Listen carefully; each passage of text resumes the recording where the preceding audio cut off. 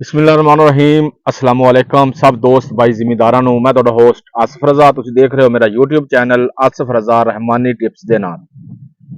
ਅੱਛਾ ਦੋਸਤਾਂ ਦੀ ਖਿਦਮਤ ਵਿੱਚ ਹਾਜ਼ਰ ਹੋਏ ਆ ਇੱਕ ਅੱਜ ਸਬਜ਼ੀ ਇਸ ਤੋਂ ਪਹਿਲੇ ਵੀ ਅਸੀਂ ਵੀਡੀਓ ਅਪਲੋਡ ਕਰ ਚੁੱਕੇ ਆ। ਅਸੀਂ ਨਵੀਂ ਗੱਲ ਤਾਂ ਨਹੀਂ ਕਹਿ ਸਕਦੇ ਵੀ ਕਿ ਨਵੀਂ ਚੀਜ਼ ਲੈ ਕੇ ਹਾਜ਼ਰ ਹੋਏ ਆ, ਲੇਕਿਨ ਗੱਲਾਂ ਇਨਸ਼ਾਅੱਲਾ ਅਸੀਂ ਨਵੀਆਂ ਗੱਲਾਂ ਸਾਡੇ ਟਾਪਿਕ ਦਾ ਹਿੱਸਾ ਹੋਣਗੀਆਂ।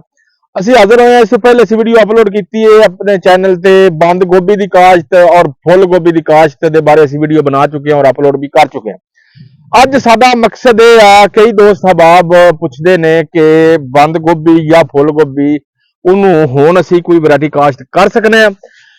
ਟਾਪਿਕ ਕਰਨ ਤੋਂ ਪਹਿਲੇ ਮੈਂ ਦੋਸਤਾਂ ਅੱਗੇ ਰਿਕੁਐਸਟ ਕਰਾਂਗਾ, ਜਿਹੜੇ ਦੋਸਤ ਨਵੇਂ ਨੇ ਮੇਰੇ ਚੈਨਲ ਤੇ ਸਬਸਕ੍ਰਾਈਬ ਕਰ ਲੈਣ, ਬੈਲ ਆਈਕਨ ਦਾ ਬਟਨ ਦਬਾ ਦੇਣ ਤਾਂ ਕਿ ਤਾਜ਼ਾ ਔਰ ਨਵੀਆਂ ਵੀਡੀਓ ਦੋਸਤਾਂ ਤੱਕ ਪਹੁੰਚ ਜਾਣ ਔਰ ਉਹਨਾਂ ਨੂੰ ਦੇਖ ਕੇ ਕੁਝ ਨਾ ਕੁਝ ਫਾਇਦਾ ਹਾਸਲ ਕਰ ਲਵਾਂ। बिला तखीर आने जी टॉपिक वाल असी अज उस खेत के अंदर आए हाँ। एक से भाई ने जिमीदार ने काफी उन्होंने तजर्बा है, उन्होंने तजर्बा भी दोस्तों शेयर करांगे और उन्होंने पूछांगे कि उन्होंने फुल गोभी या बंद गोभी लगाई है जरा हुण तां खर्चा आया कदों उन्हें लगाई है, की इहदे लवाजमात ने, किन्नी इहनूं खाद पै चुकी है, की इहदे फर्टिलाइजर लाया, की वैरायटी लगाई है। आया कि हुण जिहड़ा टाइम चल रहा दिसंबर का महीना चल रहा, वस्त दिसंबर हो चुका है, आया कि हुण कोई वैरायटी असीं काश्त कर सकने फुल गोभी की या बंद गोभी की। इहदे ते जिहड़ियां बीमारियां दा किवें इहदे ते अटैक हुंदा, किवें इहदे ते मसला आंदे ने, इहदे जो लवाजमात ने, हिफाजती इकदामात ने, जो एहतियाती तदाबीर ने, टोटली दोस्तां नाल शेयर करने। भाई का तजर्बा शेयर करांगे, भाई का खसूसी इस बारे इंटरव्यू शेयर करने। बंद गोभी के बारे कि इहदा फी एकड़ किन्ने रुपया तक हो सकता है, 18 तो 20 लाख रुपया क्या असीं फी एकड़ तो कमा सकने। ये सारियां गल्लां साडे टॉपिक का हिस्सा होणगियां। असीं तारफ कराने आ जिहड़े भाई ने गोभी काश्त कीती है, उन्हां दा तजर्बा दोस्तां नाल शेयर करने आ और उन्हां कोल पुछने आ आया कि वसी पबाने ते भी इहदी काश्त कर लईए, ये चंगी रहेगी। बाकी रेट शेयर लाना तो अल्लाह मालिक दी मर्जी हुंदी है। बाकी जिमीदार काश्तकार भाई इस फील्ड ले आवन, इस बारे मुकम्मल बायोडाटा असीं दोस्तां नाल शेयर करने आ और भाई दा इंटरव्यू दोस्तां नाल शेयर करने आ। अस्सलाम वालेकुम। वालेकुम सलाम। सब तो पहले अपना तारफ कराओ भाईजान। मेरा नाम मौजम है। केड़ी जगह है? सिद्धू चाकी 51 जी। तहसीलो जिला? तहसील पत्तों की, जिला कसूर। ठीक हो गया जी। अच्छा सब तो पहले ये दसो कि तुसी ये गोभी की काश्त कदों तो कर रहे जी? कदों तो कर रहे हैं? हाँ, कितना अरसा हो गया? मैनू जी तकरीबन साडा बचपन ही इंदे च गुजरिया। साडे वालिदैन ने काम करदे आए ने ते माशाअल्लाह ठीक है। हाँ ठीक है, यानी कि तुसी जो ही होश संभालिया ते तुसां इस फील्ड च कदम रखिया उदों दे गोभी काश्त करन लगे जी भाईजान। अच्छा चलो ये तो हो गया तजर्बा। हुण असीं गल थोड़ी मुख्तसर करने आ। सब तो पहले दोस्तां नूं ये दसो ये तुसां फुल गोभी काश्त कीती है? जी हाँ जी, फुल गोभी भी कीती है, बंद गोभी भी कीती है। अच्छा ये डायरेक्ट बीज लगाया जे कि तुसां पनीरी काश्त कीती, इहनूं किवें काश्त कीता? जी डायरेक्ट भी काश्त कीता है। डायरेक्ट बीज ही काश्त कीता है, ठीक हो गया। मतलब ओ कदों दी भला कितना अरसा हो गया इहनूं? इहनूं तकरीबन 2 महीने हो गए।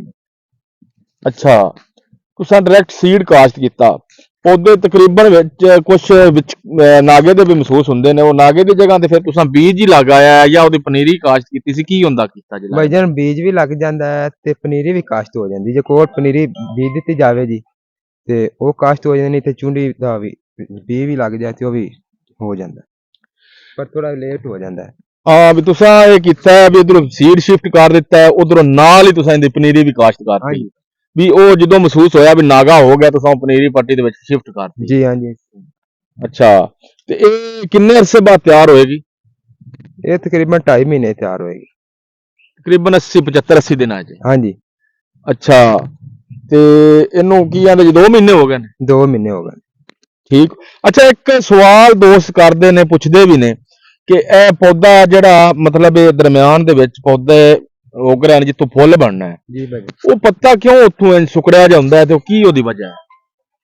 उनदी वजह भाईजान कोई ते जेहड़े पौधे हुंदे ने ना उन्हां नूं थल्ले मुੱਢ नूं बीमारी हुंदी है, उन्हां दे पत्ते इकट्ठे होंदे ने, बीमारी दी लामत हुंदी है।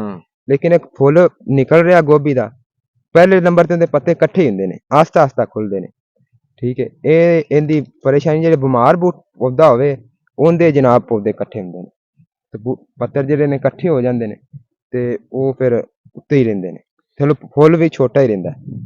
ਅੱਛਾ, ਯਾਨੀ ਕਿ ਇਹ ਪੱਤੇ ਜਿਹੜੇ ਨੇ ਦਰਮਿਆਨ ਜਾਂ ਦੇਖ ਰਹੇ ਹਾਂ ਅਸੀਂ, ਜੀ ਬਾਈ। ਇਹ ਫੁੱਲ ਦੀ ਹਿਫਾਜ਼ਤ ਵੀ ਜਾਣੀ ਕਿ ਕਰਦੇ ਨੇ। ਹਾਂਜੀ, ਇਹ ਧੁੱਪ ਤੋਂ ਵੀ ਬਚਾਉਂਦੇ ਨੇ, ਲੇਕਿਨ ਜਿਹੜਾ ਫੁੱਲ ਖੱਟਾ ਹੋ ਜਾਂਦਾ ਹੈ ਹਾਂ, ਇਹ ਉਹਨੂੰ ਵੀ ਖੱਟਿਆ ਨੂੰ ਫੁੱਲ ਜਿਹੜਾ ਚਿੱਟਾ ਹੀ ਰਹੇਗਾ।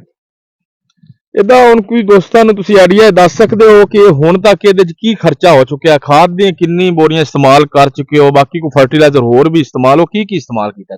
4 ਬੋਰੀਆਂ ਖਾਦ ਇਸਤੇਮਾਲ ਕੀਤੀ, ਯੂਰੀਆ ਹੀ ਖਾਲੀ ਕੀਤੀ? ਯੂਰੀਆ ਕੀਤੀ ਹਾਂ, ਤੇ ਸਲਫਰ ਲਾਇਆ ਹਾਂ। 2 ਵਾਰ ਤੇ ਡੀਏਪੀ ਵਗੈਰਾ ਨਹੀਂ ਲਗਾਈ? ਨਹੀਂ ਭਾਜੀ, ਡੀਏਪੀ ਨਹੀਂ ਲੱਗੀ। ਇਹਨੂੰ ਲਾਉਣੀ ਹੀ ਨਹੀਂ ਲੱਗਦੀ ਹੈ ਡੀਏਪੀ, ਥੱਲੇ ਪਾ ਲੈਣੀ ਅੱਛੀ ਗੱਲ ਹੈ।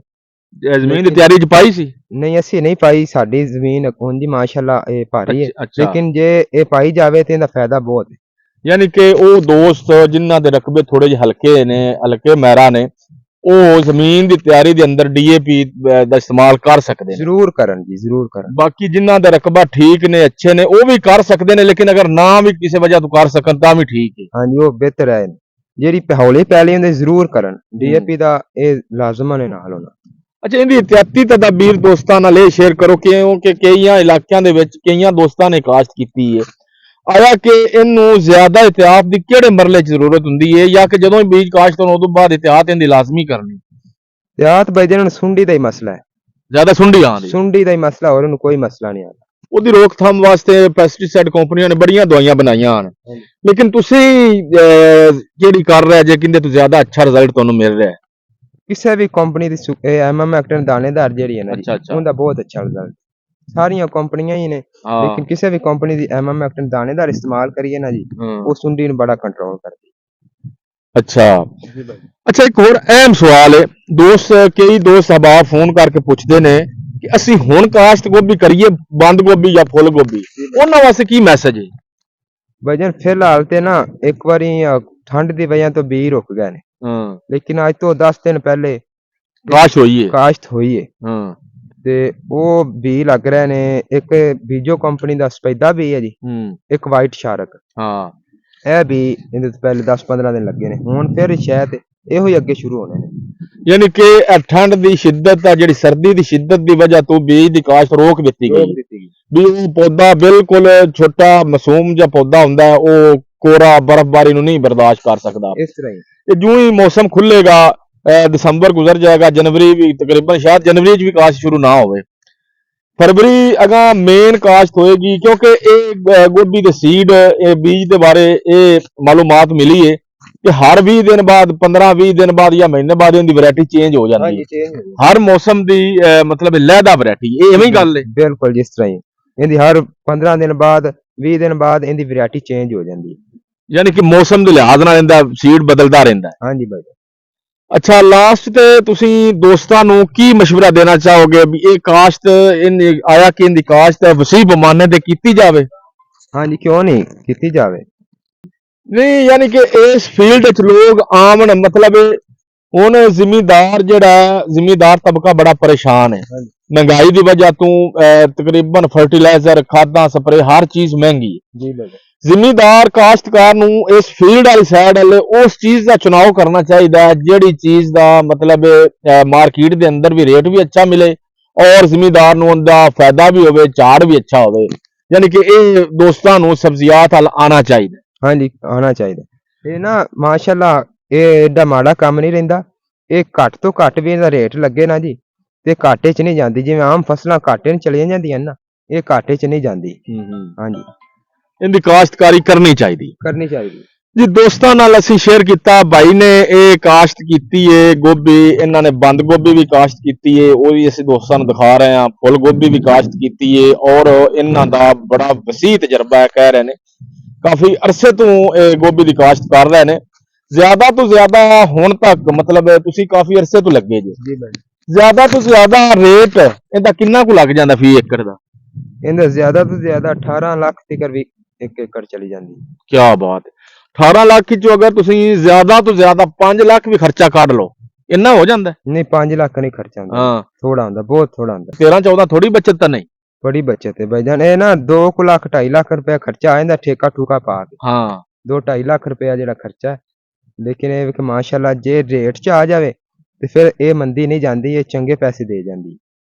ਯਾਨੀ ਕਿ ਤੁਸੀਂ ਕਹਿ ਰਹੇ ਜੇ 18 ਲੱਖ ਰੁਪਏ ਤੱਕ ਫੀ ਏਕੜ ਹੋ ਜਾਂਦਾ ਹੈ। ਹਾਂਜੀ ਬੰਦ ਗੋਭੀ ਦਾ ਵੀ? ਹਾਂਜੀ ਬੰਦ ਗੋਭੀ ਦਾ ਸਗੋਂ ਇਹਦੇ ਤੋਂ ਜ਼ਿਆਦਾ ਹੋ ਜਾਂਦਾ। ਅੱਛਾ, ਫੁੱਲ ਗੋਭੀ ਨਾਲੋਂ ਬੰਦ ਗੋਭੀ ਦਾ ਜ਼ਿਆਦਾ ਰੇਟ ਹੈ, ਯਾਨੀ ਕਿ ਉਹ ਇਹ ਜ਼ਿਆਦਾਤਰ ਆਮ ਛੋਟੀਆਂ ਲੋਕਲ ਮਾਰਕੀਟਾਂ ਚਲੀ ਜਾਂਦੀ ਫੁੱਲ ਗੋਭੀ। ਇਸ ਤਰ੍ਹਾਂ ਹੀ। ਇਹ ਹੁਣ ਤੁਸੀਂ, ਤੁਹਾਡਾ ਕੀ ਇਰਾਦਾ ਹੈ, ਇਹਨੂੰ ਖਲੀ ਨੂੰ ਇੱਥੇ ਹੀ ਵੇਚੋਗੇ? ਨਹੀਂ ਜੀ, ਅਸੀਂ ਮੰਡੀ ਜਾ ਕੇ ਵੇਚਾਂਗੇ। ਅਗਰ ਤੁਹਾਨੂੰ ਕੋਈ ਗਾਹਕ, ਮਤਲਬ ਤੁਹਾਡਾ ਤਾਂ ਜ਼ੇਨ ਹੈ ਨਾ ਵੀ ਸਾਨੂੰ ਅੱਛਾ ਰੇਟ ਮਿਲ ਜਾਵੇ, ਜੀ ਜੀ ਭਾਈ। ਕਿਉਂਕਿ ਲੋਕ ਇਹ ਦੇਖ ਰਹੇ ਨੇ, ਕਈ ਭਾਈ ਸ਼ੌਕ ਰੱਖਦੇ ਨੇ ਬੰਦ ਗੋਭੀ ਖਰੀਦਣ ਦਾ। ਹੁਣ ਜਿਸ ਤਰ੍ਹਾਂ ਤੁਸੀਂ ਕਾਸ਼ਤਕਾਰੀ ਦਾ ਸ਼ੌਕ ਰੱਖਦੇ ਜੀ, ਜੀ ਭਾਈ। ਤੁਸੀਂ ਇਹ ਕਾਸ਼ਤ ਕਰ ਦਿੱਤੀ।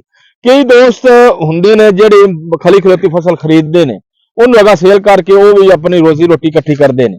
ਅਗਰ ਅੱਛਾ ਤੁਹਾਨੂੰ ਰੇਟ ਇੱਥੇ ਮਿਲਦਾ ਹੈ ਤੁਸੀਂ ਸੇਲ ਕਰ ਲਓਗੇ? ਕਰ ਲਾਂਗੇ ਜੀ, ਕਰ ਲਾਂ, ਕਿਉਂ ਨਹੀਂ। ਅਸੀਂ ਜਦੋਂ ਟਾਈਮ ਨੂੰ ਵੇਖ ਕੇ ਨਾ ਜੀ, ਹਾਂ, ਅਸੀਂ ਕਰ ਲੈਨੇ ਆ ਸੇਲ। ਕੋਈ ਦੋਸਤ ਅਗਰ ਸ਼ੌਕ ਰੱਖਦਾ ਹੈ, ਮਤਲਬ ਖਰੀਦਦਾਰੀ ਕਰਨਾ ਚਾਹੁੰਦਾ ਹੈ ਬੰਦ ਗੋਭੀ ਦੀ ਜਾਂ ਫੁੱਲ ਗੋਭੀ ਦੀ, ਬਾਈ ਦਾ ਮੈਂ ਨੰਬਰ ਵੀ ਵਿੱਚ ਸ਼ੇਅਰ ਕਰ ਰਿਹਾ।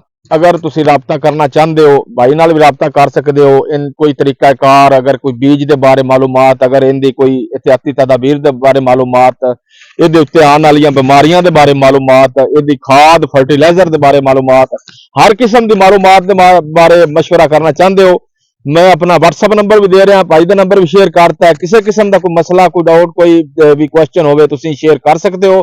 WhatsApp ਤੇ ਕੋਸ਼ਿਸ਼ ਕਰਨੀ ਕਿ ਵਾਇਸ ਕਰਨੀ ਹੈ। ਅਸੀਂ ਇਨਸ਼ਾਅੱਲਾ ਕੋਸ਼ਿਸ਼ ਕਰਾਂਗੇ ਕਿ ਦੋਸਤਾਂ ਦੇ ਉਸ ਵਾਇਸ ਦਾ ਜਵਾਬ ਸਾਦਾ ਲਫ਼ਜ਼ਾਂ 'ਚ ਦੇਈਏ, ਔਰ ਕੋਸ਼ਿਸ਼ ਕਰੀਦੀ ਕਿ ਕੁਛ ਨਾ ਕੁਛ ਦੋਸਤਾਂ ਦੇਖਣ ਵਾਲਿਆਂ ਨੂੰ ਫਾਇਦਾ ਹਾਸਲ ਹੋ ਜਾਵੇ। तो इजाजत दो, अल्लाह हाफिज।